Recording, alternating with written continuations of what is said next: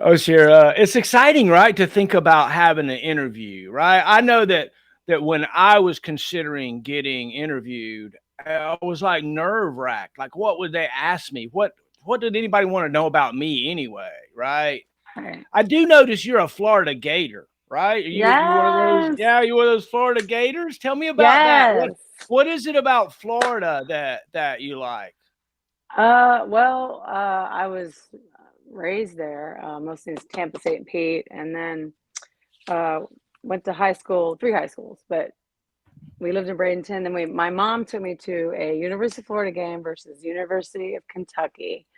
And I was 17 and I was in the swamp and I just never seen anything like that because I came from Bradenton, Florida, which is like a retirement community. And like everywhere you turn, everyone has white hairs that's driving the car. And I remember coming to Gainesville and like I remember going, there's people have colored hair here. Like where are all the white haired people, the blue haired people? And it was just really weird because I had never seen that before. I was just so, I live in St. Pete, which is a huge retirement community. Also, when I was younger, when I went to elementary school, and then when I went to Gainesville, it was like, oh, look at all these young people. There are people my age, actually. And then at the University of Florida game, I was just sitting there going, I want to be a part of this It because it was just so awe-inspiring, and I've never seen so many people in one place, and Florida's my state, and I was like, somehow, some way, I need to be a part of this. Isn't there And an imprinting that takes place somehow, like when you're a certain age and the first mhm, time you go to a group where they're all chanting the same things and there's like, look, the swamp, there's thousands of people and it's a storied place. It's like walking into mhm, history. And when you're in there and all these people are next to you and you're doing that's just yeah, so invigorating, and once you want to do that, right? Yeah. mhm, So that made you want to be a Gator, and it made you be proud to be mhm, Floridian, and gave you yes, hope that there was young people somewhere in the world. yes, absolutely, absolutely, and like, and you know that University of Florida was like, the first university in the state, public university, and like, I take pride in the fact that I can say if you can't get into University of Florida, you can go to Florida State. Oh, that's Because great. usually that's what people did. If you can't get into Florida, you went to Florida State. However, I will confess I had to do a 2-year degree at the community college because I didn't have a high enough GPA coming out of high school, and I'm glad I didn't because it was too much. Like these classes were filled with so many people in these auditoriums. And at Santa Fe Community College, that's there, University of Florida would take you if you had your 2-year degree. So I did all that. Like I was at like basically Santa Fe Community College was University of High School.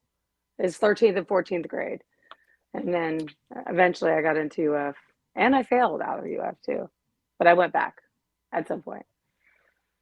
Oh, that's isn't it neat? Our like weaving Yep, paths of it's like I went there, but hold on, no, I was over here, and then I dropped out there, and then I went over here. What did you end yep. up getting a degree in? What did well, I saw you pointing to your degree. What is it in? Well, it's in advertising. It's like the College of Journalism and Communications. It's actually the first time that like I experienced failure and then like someone rejecting me because I was failing out of college at UF. It was just so overwhelming, just so many people. I went from like 30 student classes to one teacher to like watching a macroeconomics class on a screen. Like it would play all day long, and you actually go to the auditorium to watch the screen. Um, and so it was just a little overwhelming. So I was like, God dang, I can't hang. So since I had a 2-year degree, I applied to American Airlines, and I was like, "Ooh, I can be a flight attendant and travel the world." Ooh, and I was just so impressed because they invited me to have an interview, fly me out to Dallas, and I was like, "Ooh, this is cool." Never experienced that. And then I told my mom because instead of failing out, I was like, "Well, let me just do this for a little bit and try and figure out life." She's like, "Oh my God, that's the stupidest thing you could ever do. You're a flying waitress." And anyway, I ended up not doing it. And I failed out of college. So then I was like, well, this sucks. And then I went back. Like I ended up getting married, have a son who was 5. That was my practice marriage. And I worked as a bartender, and people would come in and they were like, "Oh, you go to UF?" And I'm like, No, but I attended there. It just didn't sound the same, you know? So I tried to get back in, and they're like, okay, well, in order to get back in, you need 2 letters of recommendation. And, I had to work back to get back in, and I'm glad I did. And Dr. Denslow was my macroeconomics teacher it was in 1990, and I failed. I failed his class. And when I went back in 98, uh, I had his class again because I needed that class to get my 4-year degree. And I remember because I was like, I'm not failing this time. Like I went up to him and I said, "Hey, Dr. Denslow, I just have to say this." I said, "I took your class about um, well 7, 8 years ago, and I failed, and I failed out of college." And I looked right at him dead in the eye and I said, "It's not going to happen again." And macroeconomics is freaking hard. I don't even think I still understand it. But when I realized that it was like a foreign language, I was able to, I guess, get it, and it clicked. But I got a B, and anyway, I graduated. Woohoo! Yay, Fun. right? Yeah. So tell me about the like different uh schools and the different parts of you growing up. Tell me about, early childhood and just take me through some of those thoughts as a kid, if you don't mind. Run me back Hmm. those days. That's toughy. So my parents divorced when I was 3, so I didn't really have my dad in my life. But my mom, she raised me and my sister on her own. And for a while, we were like really struggling, or my mom was. And she decided to change the trajectory of her life. So she put herself through nursing school and like worked 2 jobs and a convenience store. And like for the most part, she kind of wasn't there. I really had to grow up quick and ended up parenting myself, if you will. I mean, that's part of the sacrifice. And if it weren't for her and her sacrifice, I wouldn't be where I am because I saw that she overcame so much adversity. And, you know, very early on, I just kind of knew how to take care of myself. And I didn't really take shit from anybody. I mean, I was trying to discover life, but I remember being really strong, like physically. So I like my friends when I was in elementary school, they're like, "Hey, you need to go." My name was Tony Love. They're like, "Hey, you need to go arm wrestle Tony Love." Like I would rather arm wrestle the boys, and I would win, and it was so fun. And I was like, "Ooh, I'm good at this." But when puberty hit, I couldn't beat him anymore. But I was kind of like a protector, like of my friends. And I remember one time growing up, um, my friend and I were walking home from school. I think it was like I don't know, 3rd grade maybe.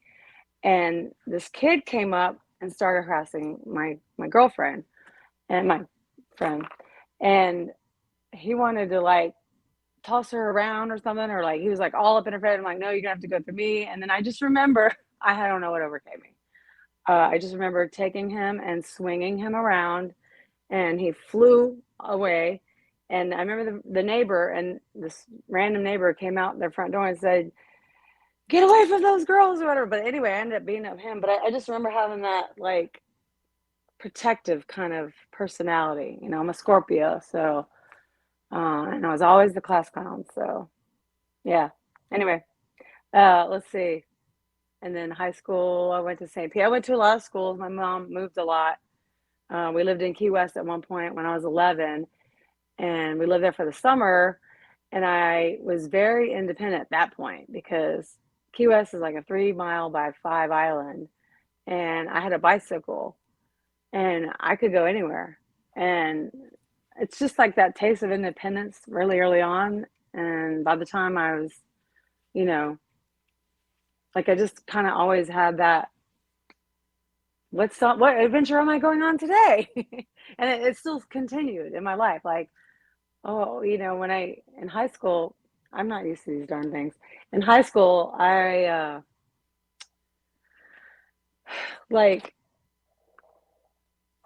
I went to a school, high school in Atlanta, and for a while, like during like one of the moves my mom made, we moved to Atlanta. I was in 7th grade, didn't know a soul, and so it's like you have to start all over to get to know people. So 7th, 8th, and then 9th grade. So I kind of like networked then, and then when I tried out, my one of my friends was a cheerleader, and so I like wanted to be like her. So I tried out for cheerleading, and I made cheerleading, and like we went to summer camp, first time ever being a cheerleader, and it was like a lot of you know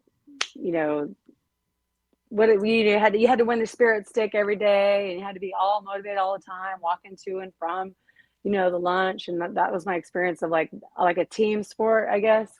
And I was always one of the loudest people, and like I was always a good dancer too. So like my friends were like, "Oh, Tony," like people always like wanted me to do shit. Like I am a class clown, but um, and I got really good at doing, like, I was always the bass. So I was like flipping people up on my shoulders and doing all kinds of crazy shit. We were doing pyramids and moving the pyramid, and just Atlanta had some really cool uh they were good at cheerleading, and I was also in gymnastics. And this is the first time I actually got to do sports because my mom didn't have enough money. Like we literally lived, we had no beds in our house. We had a like one mom had a 1 bedroom, like, I guess, efficiency, and we slept on, like, those clickety click chairs that you get at the beach. We lived, that was my bed. So the one benefit to that was I could make my bed and like click click in like 2 seconds. It was great. Like, you know, but what happened was got all these friends, made cheerleading, woo woo, and then my mom moved again, and I was like, so we moved to Bradenton, and I had to start over, and I was in the 10th grade. And so I was like, well, let me try out for cheerleading because, that was my thing, and I was kind of good. So show up to Florida, try out for cheerleading, had everyone going, oh my God, you were so good. You're going to make it. Blah, blah. I was like, oh, cool. I hope I make it. I hope I make it. Well, they didn't call you the night before to tell you that you made it. You actually, when you found out if you made it or didn't make it, was on the morning announcements. So there I was, wanting to make it so bad, like wanting it so bad. And you know how you're sitting there and they're like, okay, I'm sitting in my class, like first class of the day, and they're saying the names, and you're like, you just want to hear your name, you just want to hear it, and then you don't hear it, and you're like, oh my God, like, oh my God, like this sucks so bad. And then you spend the whole day watch all the people that made it with their balloons and their flowers and all that shit, and you're just like, ugh. And the one girl, I don't know, her mom was the coach, so, and she wasn't very good, and she ended up being on the team, and I was like, this is a pivotal moment, mind you. It's not what you know, it's who you know. So then from then on, I was like, game on. And I saw, well, how am I gonna get people to know me? So I was like, hey, y'all got a mascot, right? And they're like, yeah. They're like, yeah, no one wants to be the mascot. It's a bear costume. No one wants to be it, And so I was like, can I be the mascot? And like, sure, here's the fucking bear costume. And I was like, okay, cool. And like, oh my God, it was like the funnest thing. Like, talk about anonymity. I can get to be whoever I freaking want in that costume. And like the football games, I'd be like going up to the referees and I'd be putting my arms around them. And I remember the bear the year prior, and like the bear would always take their head off. And I couldn't understand it. First of all, no one wants to see me with my head off. I was like sweaty, nasty. It was Florida. We're talking about Florida. It's hot. It's hot. It doesn't get cold Florida. So I'm wearing this fuzzy bear costume. And I just was like always kind of just being hyper and obnoxious and doing stupid shit. And like the band would always like, do this thing to the cheerleaders and like, hey cheerleaders, yeah, you got spirit, yeah. And they go, yeah, yeah, yeah. And I was like, this is some bullshit right here. So I'd be like, as the bear going, hey, what am I, chopped liver over here? And then it morphed itself into, after they did the cheers, like, hey bear, yeah, so it was great. And like I would go over to I was like, I was a nice bear, you know. I'm a firm believer of may the best man win. So I would like go over to the other side and like sort of introduce myself, I guess, but just, you know, kind of like shake hands, but they weren't always nice back to me. Like, so I remember Tampa Jesuit High School, they had a tiger and he put the pro in inappropriate and he was not very nice to me. And when he found out it was a girl, he came after me he came after me with his tail. And yeah, so that's kind of like the stuff I did. And there was yeah. Anyway. So do you remember when the first time when like as a kid you looked around and you found out somebody had a crush on you? Like I remember as a kid when somebody looked at me and it's like Betty Joe likes you, and I was like, "What?" Do you remember that as a kid? Do when you found out that? Have you seen me as a kid? I was fucking ugly as shit. I'm so grateful I was. I'm serious. I have pictures. I was like, no one was interested in me. No one had a crush on me. I mean, if they did have a crush, they didn't tell me. And I was like more of a guy's, I was the guy friend to the girl, you know? I was just like like one of the dudes. Right. I've always been like that. I think one time, maybe in the sixth grade, some kid, he like asked me out on the note, you know, will you go out? Will you go with me? That's what they used to say. Will you go with me? Yes or no? And like, I don't know. I really wasn't interested in all that. It didn't make sense to me. Like it seemed so forced, like holding hands and like I didn't even do that. It was uncomfortable. And I think I broke up with him the next day or so. I think I said yes and I up with him the next day. But I didn't date in high school at all. So I didn't know what that was like. So was that I had a a crush. I had a crush Oh, on so tell me someone. about your crush. Yeah, tell me about your crush. All right. Well, there's this guy named Steve Pryor. He was so cute and all the girls loved him.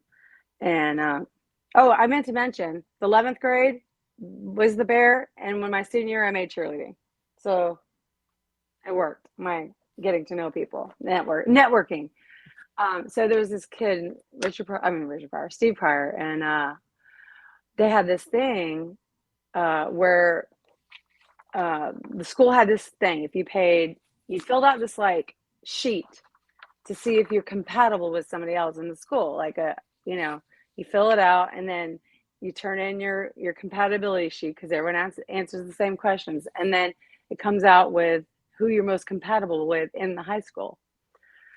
Well, one day Steve Pryor sat next to me in our English literature class, and I saw he had his little sheet um, on his desk, and I looked over at his sheet, and I was like, well, maybe if I make us match high up there, he'll consider me to be his. Maybe I'll cross his mind like, wow, I never really thought of her, you know, because I was always the jokester and all that shit.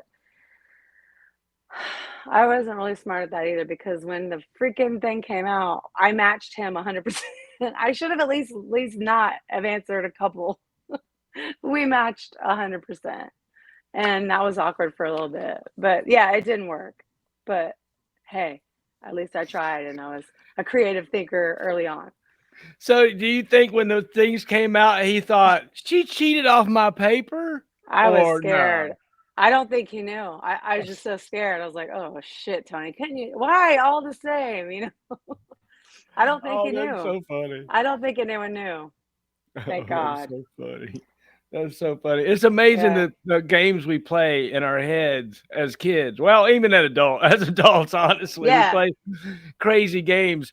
Tell me about what it was like to look around one day and say, "Crap, I'm an adult. What do I do now?" Do you remember a time in your life where you were like, I got to be an adult here"? Hmm. Probably. Well, I was still living with mom until I was like 23. I was still going through school. Uh, I think I knew because I worked three jobs. I was going to school full time at UF. So I was like a bartender, I was a radio DJ, and I worked at Publix part time. And so I knew how to like work because I had worked since I was 16. And I just knew it's not hard. It's hard to live on your own. And like when I was 23, I knew that I had to go do something. And then I finally graduated. Well, I graduated in 98, and uh, then I had to get a damn job. And so I just started applying jobs in Gainesville, and the one job I got was I figured this was smart. I was an apartment manager, and the apartment manager gets discount rent. So, and I didn't have to walk very far to work. So to me that was perfect. But that was like my first job after graduating. So that's kind of when I knew I had to be on my own, and it sucked. I mean, it didn't, but I don't know. You're still kind of clueless. I go through life clueless a lot still. Right, we all do, right? We're like dumbfounded that the things that are happening to us are happening. But yeah, we kind of knew it all along. It was just like I just happened to kind of be here in that. What is it like? What is it like to wake up one day and have been carried to a certain point, right? You realize all of us at some way, point in our life, we've woken up and it's like, how the heck did I get here? Right? With all the crap that we went through and the rivers and about drowning and Mm-hmm. the high mountains and the babies crying in the middle of the night and all the fears, what Mm-hmm. did you wake up one day and realize, I'm doing okay? I think we're all right now. Was there a time in your life where you Yeah. realized that you're going to be okay? Yeah. I mean, I think early on, I've always felt like that. Like, I just, everything, now looking back, it all makes sense. Like, even if, like, I have a house now, it's really nice. I have cars and all these great things. But, like, if I lost it tomorrow, I think I'm good. Like, I'm good. Like, this doesn't make me.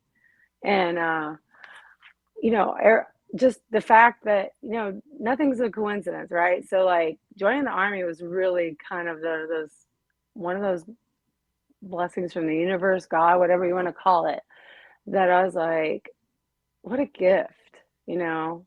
Like, I'm so lucky that this happened, and what a weird way it came about. Like, you would have expected that. So it was like, I think I've kind of been taken care of all the way from the time I was little, you know. And there were times where my mom was at work, and I walked a lot to the bus stop, to the school, to the whatever. And I remember one time there was apparently a neighbor had seen that a green Chevy Nova was following me one day, and I don't know, it's just kind of scary. Like, it could have happened. I could have been abducted or whatever. Like, I always think God looks out for saints and fools, and I don't know who or what was looking out for me, but I feel like I've always been carried throughout my life, and I think it still continues. Amen to Like, that, right? yeah, yeah, Yeah. So let me ask you a crazy question. You ready? yeah. There's a there's an alien flies out in a spaceship and lands in your driveway, and he comes Hmm. and knocks on your door and says, Yeah, "Tony, come with us." Are you yeah, going? yes. I am too, right? I'm like, yeah. If you came for me, let's go. I never turned down an opportunity. Yeah, right. So, so what's the craziest thing you think's ever happened to you? To me, or the craziest thing I've ever done? I don't know. You tell me. Answer So the both. craziest, oh God, you don't want to know what I've done. In fact, I actually still look on the internet to see if it's on there because it was ridiculously crazy. Like, I do want to know what. Anyway, yeah, whatever. So the craziest thing that ever happened to me, I don't know. Just the recruiter calling me and asking me to join the army when I was 40. That's crazy. Oh, so tell me about that. Tell me that story. I'm pushing the shopping cart through Publix and the phone rings and but tell me about it. So I tried to join the military when I was at University of UF. I went to like the ROTC building, and then went in there like do do do do do. Let me see what's going on here. Let me ask them some questions. So I was like, hey, can I like join the army and stuff? And the guy's like, oh yeah, you're a junior. It's like too late. And then like that was the end of that. Like that was a missed opportunity for the army. And I was like, oh, okay. And I didn't think anything of it. Like no one ever said, hey, have you ever thought about the army? And then that was the end of that. And then when I was 30, almost 35, I was too old. How crazy is that? Like I've always wanted to join. I have two great grandmothers that were World War I nurses. You know, my father was Special Forces, Mac VSOG, this Special Forces group, and like it ended with me and my sister, and I was like, oh well, you know, the legacy won't forge on. So so I was like, okay, you know, I guess I had to, you know, I closed the door on that. I guess I was like, well, I'm okay with it. It just won't happen. That's fine. And my son was 16, and I took him to a NASCAR event in Charlotte, North Carolina. And you know, I was married to Kent, and there was an Apache helicopter simulator. And in order for my son to try it out, he needed a parent, you know, waiver so he could do it. So I signed the waiver, and they're like, hey, what's your address? I'm like, yeah. And they're like, would you like to volunteer? And I was like, oh yeah, I'm the military wife. I'll do that whole volunteer thing. I was a stay-at-home mom at the time. I was like, yeah, you know, I'll do that.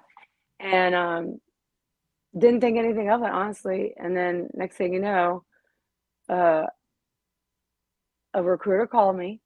How crazy is that, right? Cold call.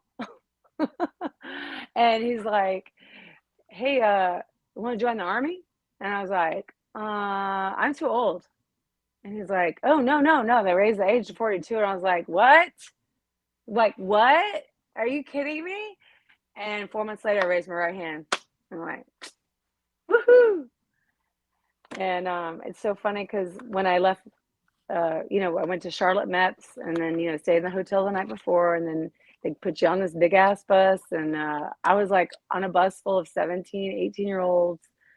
And, you know, I knew for sure they were like, this lady must be like a chaperone, like checking in on us. Like, you know, it's like they had to have thought, who's this lady coming with us? And, you know, I'm like, I'm going the same place y'all are. And oh my God, it was so fun. Basic training was fun.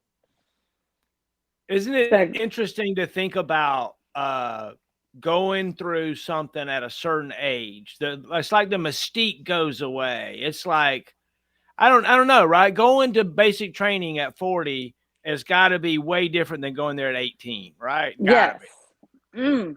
I couldn't imagine. I couldn't do it. I hate this thing. I'm sorry. I couldn't imagine. I really honestly don't think I could have done it at 17 or 18.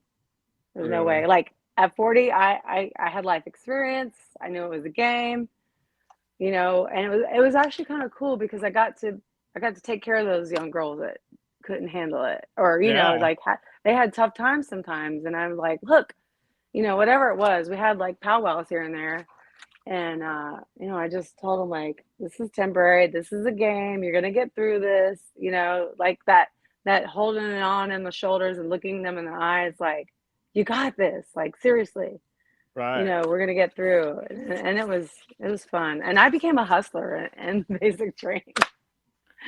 Like I was not good at first. There was like our platoon leader, the platoon leader was like stealing granola bars from the DFAC, and I was like, oh my God, he needs to be reported. Like that's so bad. He's the leader. He's not supposed to be taking granola bars. Like, well, shit. Next thing you know, like I'd be giving blood at the little mobile blood unit, and like taking some Oreos, stockpiling them, stick it in my Camelback, and you know, Kent would send me cough drops and shit, and like the platoon leader from the guy's side would come over to the women's band and go, and they're like, Walker, and I was like, oh, just a second, and I get my bag, you know, like a damn, like some guy in New York City with a bunch of, you know, like watches. And I go to the door, And I was like, "Hey man, what you want?" You know, like, "Hey, I got M&Ms, I got Oreos, what you want?" You know. And then like even some, I know this is really bad, but I don't know. I didn't know I was doing wrong because I found out later. Like, but the drill sergeants were there because they could have set me straight. But like at some point when when we get the class A's, you're not or not the class A's, the hot A's. The well, what they used to call them when they bring the food out to the field. And so like a piece of bread or like the packet of peanut butter. I was like, does anybody want my bread? And someone go, I'll pay you $1.50. I was like, all right, there you go. Who wants the peanut butter? 50 cents? There you go. And like I was like, hey, we got a market here.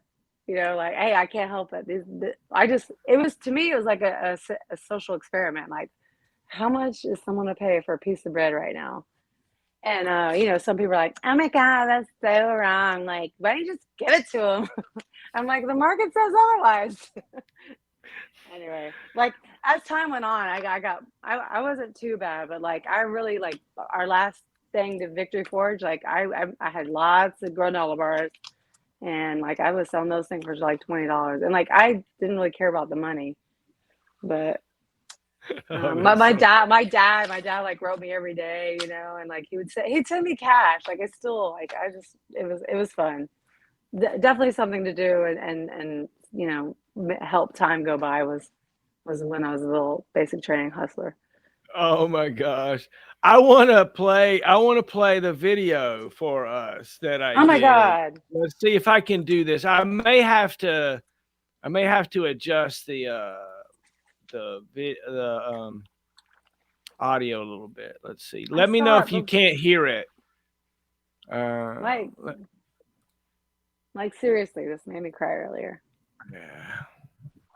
Can you hear it? Yeah. Okay. Sipping on the potion, all that good emotion, just my kind of heat. Keep it on repeat, tested by the motion, loving this devotion. Live it up, sweet emotion. Every time, every night, you and I on a roll. Switch it up where I'm going. Stay on the fly, just in time, know the right way to go.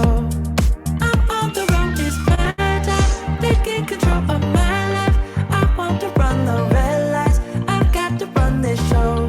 You always take me so high, you always make the highlights. I love the way we vibe, you're like a centerfold. Ooh, that sugar sweet, you got what I need. Sipping on the potion, all that good emotion, just my kind of heat. Keep it on repeat, tested by the motion, loving this devotion. Ooh, that sugar.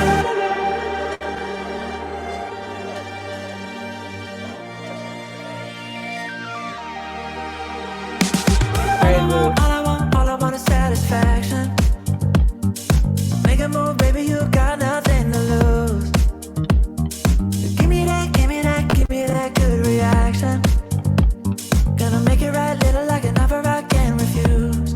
I'm on the road, it's my time, taking control of my life. I want to run the red lights, I've got to run this show. You always take me so high, you always make the highlights. I love the way we vibe, you're like a centerfold. Ooh, that's sweet, you got what I need. Sipping on the Isn't that Oh my amazing? God. You're making me want to cry. I'm like all up in my feels. Woo. So tell me your reaction to that, seeing those pictures, and you're so photogenic, just amazingly photogenic. I'm telling you, it's the filters. No one would recognize me in person. I promise. Oh, that's Oh my funny. God. The other thing that's amazing after watching you is how much you love costumes, how much you love dressing up. That experience as the bear allows you to just enjoy that so much. Yes, it's so true. Like I haven't changed. Like I can't tell you. I used to be scared to do it. Like I do it so much now. I don't. It doesn't even faze me because I will get the dirty looks. Trust and believe, I will get the dirty looks. But I don't care. Because you know why? I've gone to races before where no one's in costume. Like the Thanksgiving one. I was surprised, but it was a half marathon. So like no one was really in costume on that one. And I just remember just some people like giving me dirty looks, but I swear to God, I don't care how many dirty looks I get. That one person or kid or like someone laughs or like just is like you see it, like you see the joy in their face, and it's like, oh my God, I want to freaking bottle that, and I get to see that, and it's so funny. It is so fun. I can't tell you. Like even when I went to, when I dressed up as I was scared for this one too. I had my daughter with me, my Elizabeth. I dressed up as the eagle, the blow up eagle costume at a Fort Knox event, and I was like, I asked my daughter, like, should I do it? Should I do it? I guess that was kind of different because it wasn't a race and I wasn't by myself. This is like people I know, and like it's huge, is in the field. And she's like, Mom, yeah, go. I'm like, you always do this. I'm like, okay, cool. Like I just need that one extra person to give me that, vote of confidence. And oh my gosh, those kids. Like it's all about the kids, man. I mean, to my core. Like I was so touched and they're just so excited. They look at you and they're all inspired. Their eyes are wide as saucers and they just, oh man, that's gold to me. That is priceless. And I will do that every day till the day that I die. If I can see it, I won't stop. Yeah, it's amazing. It's priceless. Can't So put a price on it. the slideshow and these interviews are done hopefully such that if by golly tomorrow, next week, next month, next year you get sick and pass away, that these stories and things are told and captured. Part of this Yeah. happened, part of this came about because I had a buddy of mine, a jumpmaster buddy of mine, that got a brain Mhm. tumor and he couldn't remember yesterday. And so I called him and I recorded all. I tried to remember this, remember that, and his name is Maggot. And he's the very first one. And we've Wow. done over 160 interviews now. And the idea is try to get our stories told before we're too old or too sick to tell them, right? We're getting Yeah. to an age that we can go to the doctor tomorrow for a routine checkup. And he's like, hey, your blood work's kind of funny. Why don't you come back in tomorrow afternoon? And next thing we just don't ever know. No. We're not promised Yeah, tomorrow. that's true. Yeah, amen to that. We're not. That's why Till, like live your life to the fullest. I mean, I'm not going to be in my deathbed wishing I spent more time in the office, and I'm not going to have any regrets. That I know that I live my life to the fullest, and that's my goal. That's it. So what haven't you done yet that you want to do? Like give me 2 or 3 things that you Oh, still want to do. okay. I want to be a firefighter. Like when I wasn't in the HR program, I actually applied for the job to work for the United States Forestry Service, and it was like a GS3 job. But I didn't care because they sent you to the Ocala National Forest to the fire college. Like that's priceless. So I was like, I definitely wanted to do that. I graduated police academy when I was 26, so I might want to go back and be a police officer. That'd be fun too. Um, what else? I think that's it. I've always wanted to be a lawyer, but I don't know. I'm too late in the game. It feels like we'll see. I never know. I never know what I'm doing until I do it. Okay, so well let's think about for something for a second. Let's go back and let's list the jobs that you've had. Oh And God. at the end, we're going to add firefighter and police officer. So go ahead and start for me. Just start listing some of them. Bartender. I was a bartender at Hooters. I was a line dance teacher and a DJ for a country bar in Gainesville for 4 years. I was a radio DJ at the University of Florida. I was a radio disc jockey for an AM station. We played your favorites from the 60s, 70s, 80s, your hometown station, 85 WRUF. Let's see. Went to the police academy, graduated almost top of my class, and I wanted to be on the road. I wanted to be like undercover, but they ended up the job that they had was to be a bailiff, and I didn't really want to do that because I like action. I was Arthur Murray dance instructor. Right before the army, I was a pet bather. And if you know anything about pets, it's when I discovered that there's this thing called anal glands, and I never want to be a pet bather again. Oh, it was horrible. I remember I had a weird boss too, and she's like, "Make sure you squeeze those anal glands." I was like, "Okay." I mean, I'm 40. This is like I put myself in the most. They definitely are the most humbling situations. Oh, and you know whose cat pissed on me?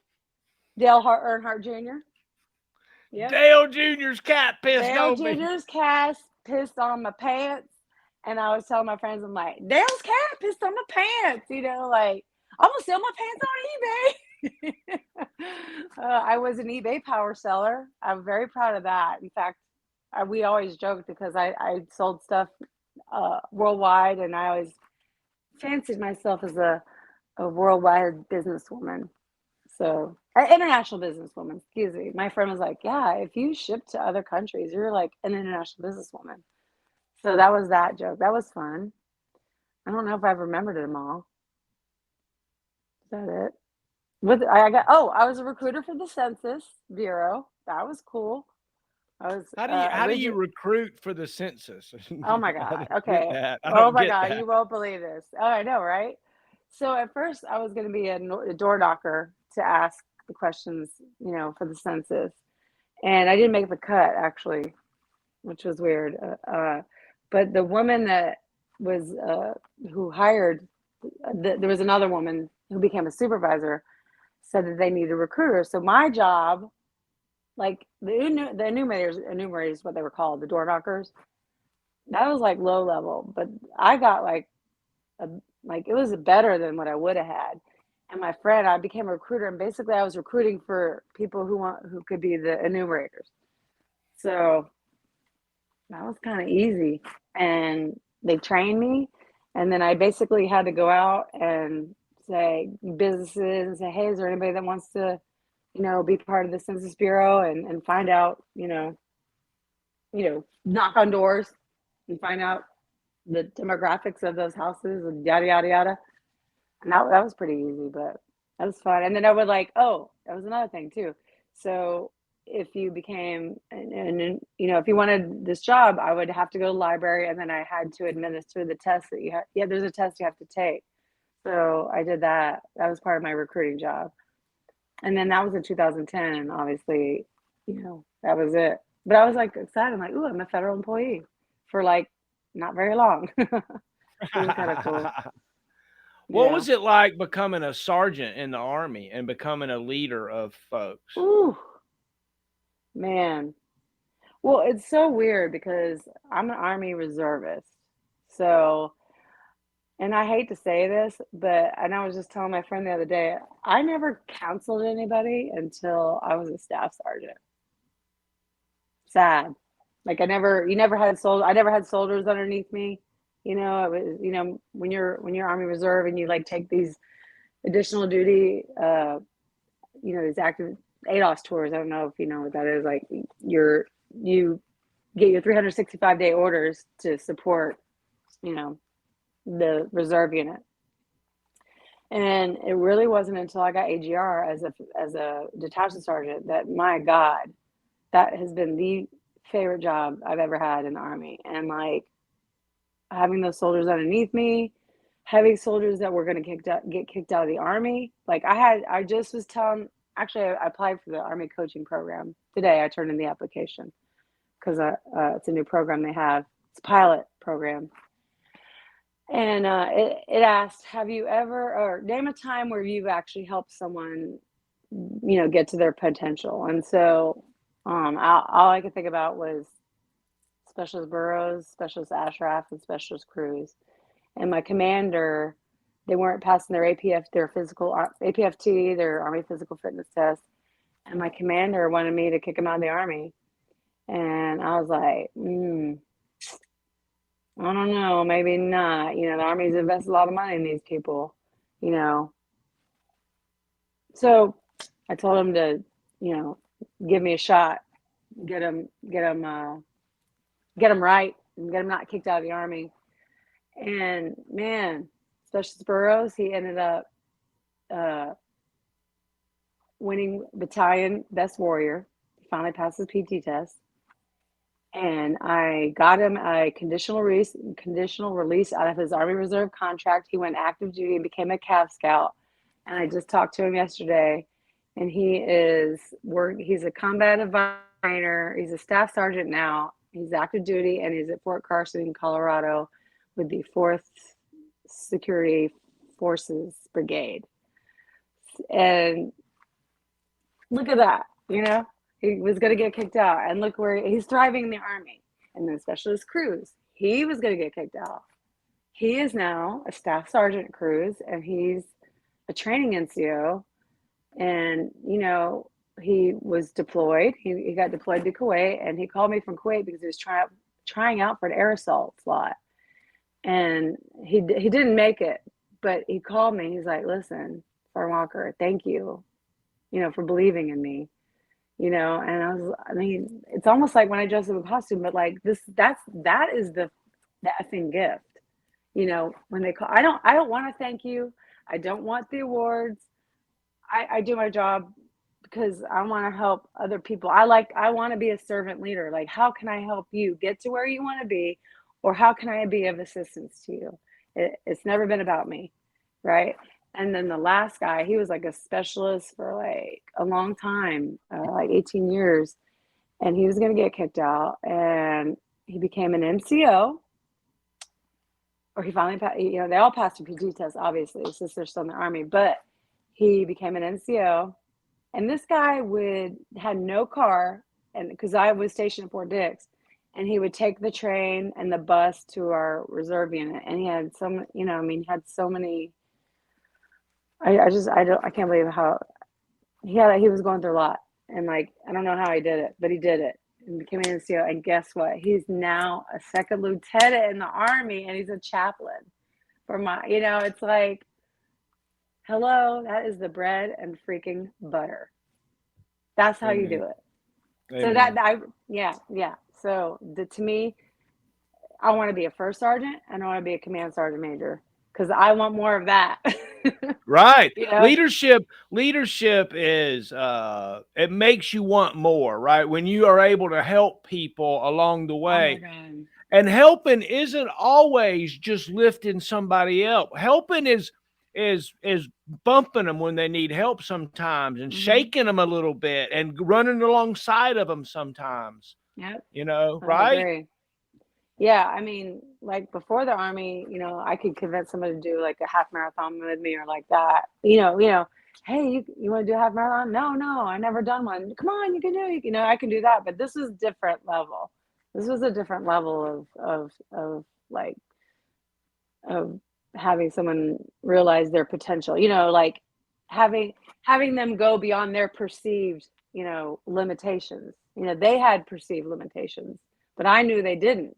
You know, and to watch, you know, and I've had things like that happen to me. Like one time when I was a DJ, I worked the overnight shift, and like in the morning one time, they had this, like, it's a buy sell trade, like almost like Craigslist, but it was called Tradio.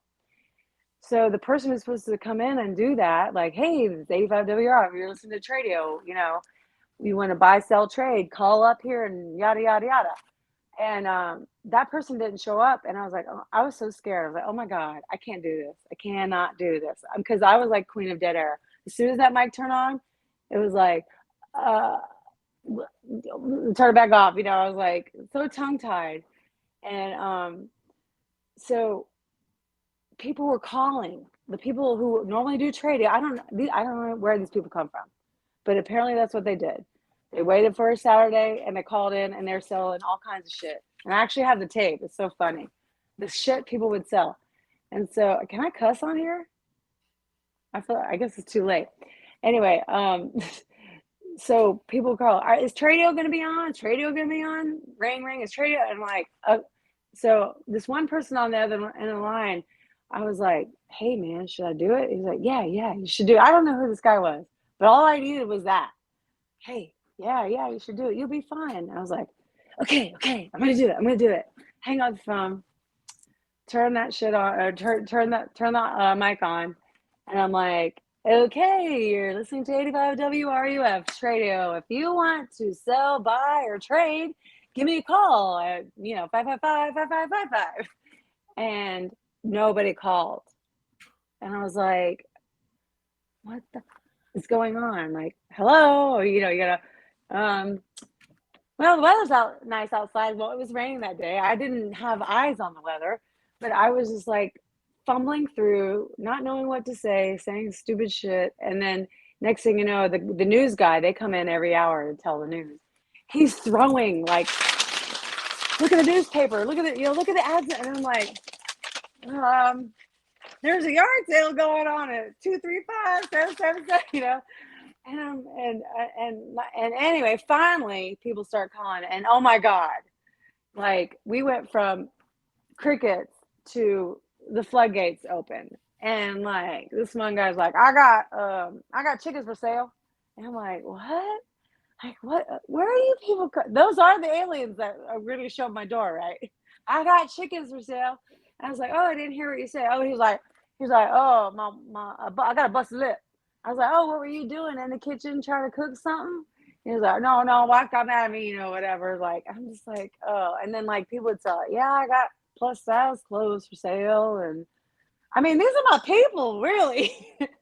I'm kind of like, I got a Rottweiler / poodle / Chihuahua / possum. They were just born, and we're giving away for free. Nope, it's down for $20 because we got them snipped. So that's the kind of stuff. I was like, so basically, the point of all of that was you just need one little push. Sometimes some people need to push you harder, and sometimes it's just that random phone call, like, yeah, you should do it. Right. That gets you to do things, and so. That was my story about Hazel, Florida. Hazel, Florida. They say there's not any Hazel. atheists in foxholes. Think about and tell me a little bit about your spirituality and how your spirituality keeps you going. When times are tough. Well, it's funny because I was really tested when I hope I don't cry, but when my daughter Elizabeth, she was born January 29th, 2002, and then 11 days later Kit has helicopter accident. And I remember getting a phone call. Actually, it's funny because I watched the 60-minute show on Ospreys, and the wives were saying, because they're mechanically not good, and sometimes they have emergency landings a lot. And I remember the wife saying, I just never know if he's going to have emergency landing and all this other stuff. And I thought, I hope that doesn't ever happen to Kent. Well, sure enough, if that did not happen to me, and I got the call, because he would say, sometimes you got to do an emergency landing, and if you have a dual engine failure, if you land flat, you're good. But if you land sideways, that's not good. And, if you're high enough, you can auto rotate, and all those wonderful things. And then when it, and if it crashes, the locator, or the ELT, I think it's called, will automatically send a signal to the satellite and all this great stuff. Well, I got the call, and someone said, the guy said, he's had to have an emergency landing. We're looking for him now. And I was like, okay. And I didn't, we just basically didn't have him on radar anymore. And we were living in Jacksonville, Florida at the time. And I was like, oh God, I did, it was crazy. And they said that, later on, they said he crashed and that they're sending him to the hospital. And I was like, is he okay?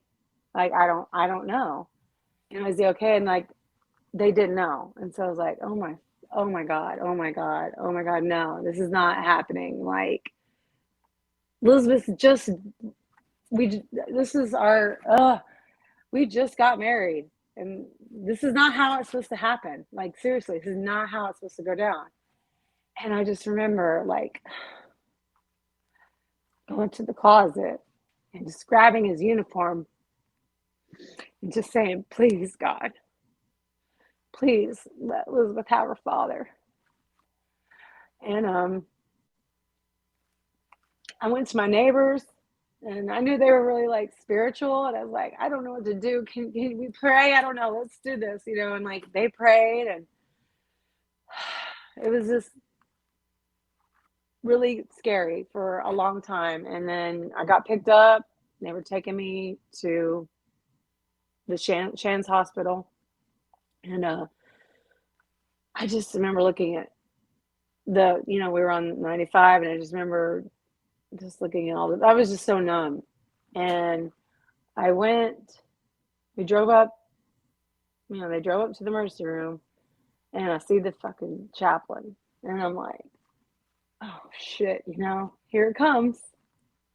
He's gonna tell me this. I've seen these damn movies. And he didn't say anything. And I was like, what's going on? And then I found out that Chief Warrant Officer Justin Swafford had passed and died in the accident. So that was really hard, because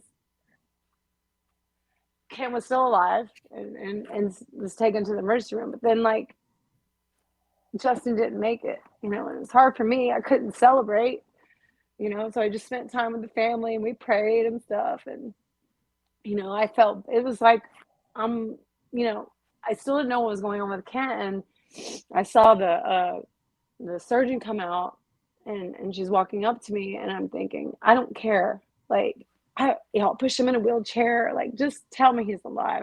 I didn't know his condition, anything. And I was like ready to hear it. I'll whatever I need to do. And so she said, he doesn't have any internal injuries. Like, I'm like, this is not making any sense. And she's like, do you want to come back and see him? I'm like, yeah, I want to come back and see him. And, I swear to God, the first thing out of this man's mouth is, don't tell my mom. And like, and do I have all my teeth? I mean, we have a sick sense of humor, but I was like, really, Kent? And a freaking miracle. Why is he alive? Why he did have severe injuries. His, compound fractures, femur's messed up, broken hand, TBI, the boom mic ripped his lip and up to his, nose. But, when they were looking for him, it took, they couldn't, when he crashed, they couldn't go start looking for him right away because they were going back to Jacksonville to get gas. This was in Camp Landing, and they had to leave him, and that would kill them, like have him leave him behind and then go get gas and then come back. And so the ELT didn't work, and Kent had the beacon radio, and it was like all twisted behind him. Like everything that was happening went wrong. Like he tried to do the pin flares, and the pin flares were like, I don't know if you ever gotten like shampoo and condition. They got that plastic thing and they're hard to pull apart. That's the kind of stuff they have in the pin flare. He finally got the pin flare out, gets it out, and it falls. That's done. The beacon radio, it took him an hour to get it right back in front of him, and then he finally turned it on. And then basically all the Apaches, when they came back, just had to do like a hot and cold and just try and find. And like they finally found him right before the sun went down.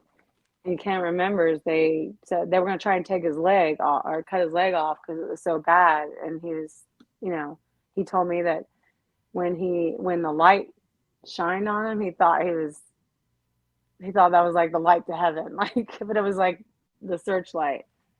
But it was tough. And then at the hospital, I just remember going, I'll push him. I don't care. I just want him to be alive. And then we spent all night in the hospital, and like, this is what I'm talking about. This is the kindness of strangers. And they came and brought us food. Like, I didn't know these people. And they heard about it, like those are the people I remember. They're out there. And I didn't know them from Adam, but like, they're telling me, we saw what happened and here's food and, we're praying for you and stuff like that. And I mean, like I said, I've always felt like, that God's taken care of me my whole life, even in the bad, and, that just really solidified that it's pretty much a miracle. Like, he was 100 feet above the trees when he crashed. So there was no auto rotating and he crashed at an angle. And, that's straight up miracle.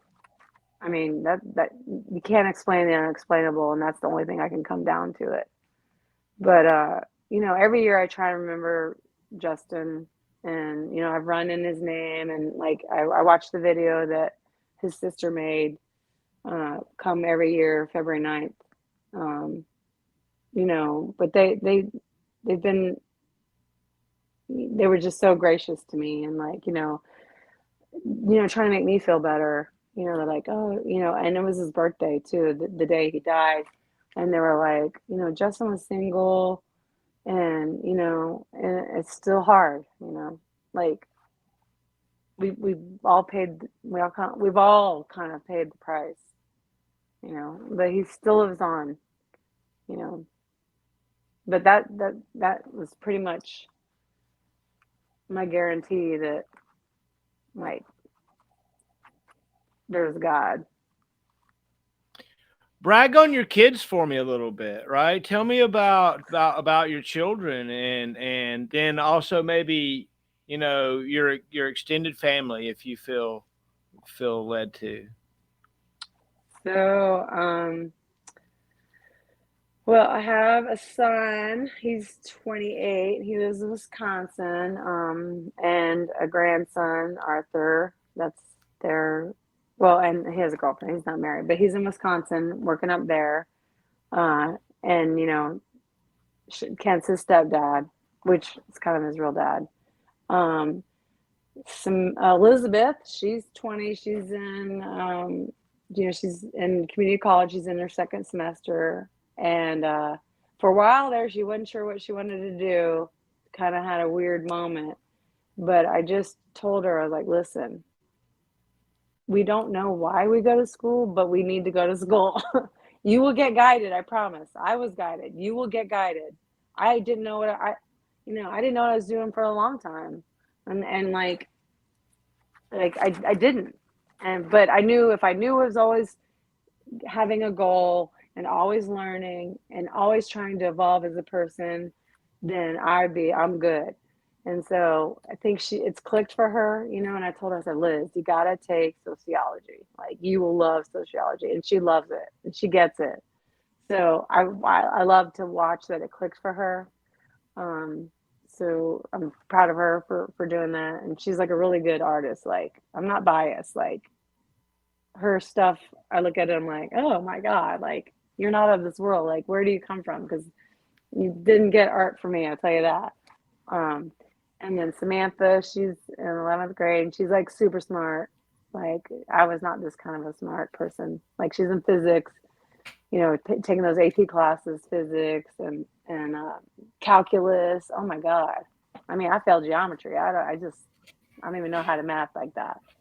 And she, she's in ROTC, and actually she loves it. She loves ROTC. Like, she's got that fire like I do when it comes to the military.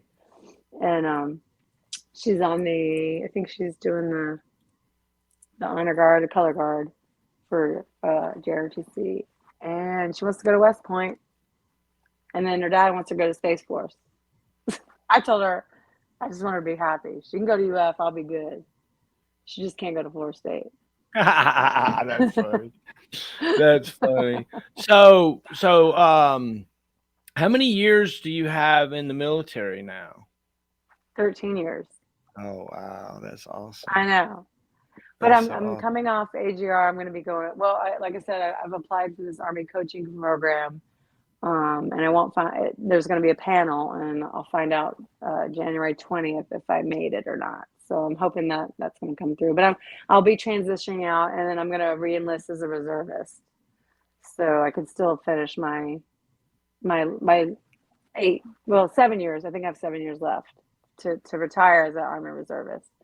So, because I want to go back to school. I want to go get my MBA. I've thought about real estate. But I just love being in this town, really, honestly. Like, I was born on Veterans Day, so, one of my favorite quotes was Patrick Henry, give me liberty or give me death, and I'm in the right city. Like, I drive an hour to work every day, and I make it a point. When I drive over the Woodrow Wilson Bridge, I got the National Harbor on the right, and I got the Washington Monument on my left, and I can see the Capitol, and it's just like I'll look over, and I'm just like, I'm gonna take you, Washington D.C. I feel like I'm totally where I belong. Like, I know I'm supposed to be here. Like, I love this, and it's crazy. Like you'll see what's the helicopter? Not the Air Force One. The helicopter. What is the name? I forget. The green Yeah, president's I know. helicopter flies all, and I'm just like, I can't believe I'm here. Like, this is so cool. Like, when I lived in Florida, you'd see the shuttle go off, and it was like nothing, but you'd still like, wow, I can't believe I live here. Where I get to see the shuttle, and the shuttle would go off a lot, over the years. But here, it's the same thing. Like, oh my god, like it's a regular thing. Like, you see them all the time, and then I just, like 10-miler, the Marine Corps marathons next weekend. I'm planning on doing that. I don't think I'm gonna dress in costume though. I'm gonna just have a Marine Corps flag. Because my husband, he's a Marine, so and then he joined the Army, but Yeah, that's great. So what does, like, when I catch up with Tony Walker in 10 years, oh, where are you going to be? What are you going to be doing? I guess you're going to be in the same general area, physical wise, probably, if you could. I don't know. What I does don't 10 years know. look like? I don't know. Well, since I'm the director of my life, I found this. I had to get it. I'm the director of my own life. Um, let's see. I honestly, I think I want to travel. Like when we in 2014 when we dropped out from society, because like I had just finished my reserve. I just came off active duty in Kent, was retired, and that's when we homeschooled the kids, and then we drove, all over the states for a year, and then somehow, like, we had a taste of retirement, but then somehow we both had jobs. So then I got pulled for active duty, and then he got a job in real estate with the VA. So, man, traveling, and like I got into hiking. I never liked hiking. I didn't know hiking was a thing, and then it wasn't until we went to Crater Lake. We went to all these beautiful places and started hiking. But I want to travel, so I want to like rent this house out, and then I was born in Japan, and I've never been to Paris. I really want Kent to take me to Paris. Um, and I want to travel to Europe. I've only stayed in the States. I was in Japan when I was little, but I haven't, like, I got things to do, and like there's too much to see. But I'm gonna travel. I want a shack on the beach. I don't want much of anything. I want to, like kind of what I'm doing now, but I do it on the 2 days that I'm off, Saturday and Sunday. But now I want to do the things. I want to do all the things that I can until I can't. What's your dream car? Well, my dream car has always been a Porsche. So we've got one, but it's not the dream. It's not a stick shift, and it's not a 911 Carrera convertible, because that's what I really want. But we always joke. We have her name's Petunia. We have a hybrid Porsche Panamera, but we call that the family Porsche. But Buttercup is my 1988 Jeep Wrangler. I bought her at Fort McCoy when I was stationed there. And that's my baby. And man, I love, like, they all have my heart in some way, because like the Porsche is fun to drive to work, and sometimes, I mean, like, I drive to work so much, I learned how to drift a little bit. I'm not Drifter. lying. I am. There's this one section right there in Maryland. I was like, if there's no cars around, I can just hit it, and like it can like slide a little bit. I'm like, I think this is drifting. But oh my gosh, so fun to drive. Like I became a speeder. I became a speeder because of this place and driving back and forth from work. And then Buttercup, she's stick shift, like kind of old school. And then the van, Mr. Grizzly, he's just like cheesy, like I am, like there's almost the velour seats. I got some gold disco balls up in there. Yeah. And, you can haul all kinds of things in the van. I watched y'all buy that. I thought that was so cool when y'all went there. I was like, wow, that is really, really cool. Yeah, it was great. But on Facebook, the guy's like, I'm so glad you are buying it because I'm so tired of answering the questions. He said so many people were wanting it. Oh yeah. But yeah, I mean, it's old as the 1986, conversion van. It's been fun. Yeah, Mr. Grizzly. Mr. Grizzly. Mr. Grizzly. So as we start to think about, closing the interview out, is there anything that we haven't talked about, or anything that we'd like to make sure you got on the record, or anything? Look, I've enjoyed the heck out of talking to you. It's really been a lot of fun, right? Thank you. Yeah, it's been a lot of fun. I was really nervous. And I was like, oh my God, I'm going to be so tongue tied. But I think this is like easier. It feels like I'm just talking to you. So it's been good. Yeah. So one of the things that I always think would be great is have a leader call their unit to attention and then sign out. Could you close us out by calling us to attention and then like reporting and say, Sergeant, Walker signing out or something like that? I don't know. You mean like, well, man, I'm the queen of receive the report. Report. Gosh, that's too much pressure. Okay, no problem. No big deal. No big deal. Yeah. It's like my attention sounds so weird. Oh yeah. Like the one thing I do like to do, because I'm an MFT, I'm a master fitness trainer. So I love doing the PRT, and like I get like really into it, and I like it's like the cheerleader voice. It's like the command voice, and I'm just like 1, 2, 3, like 5, 1, 2, 3.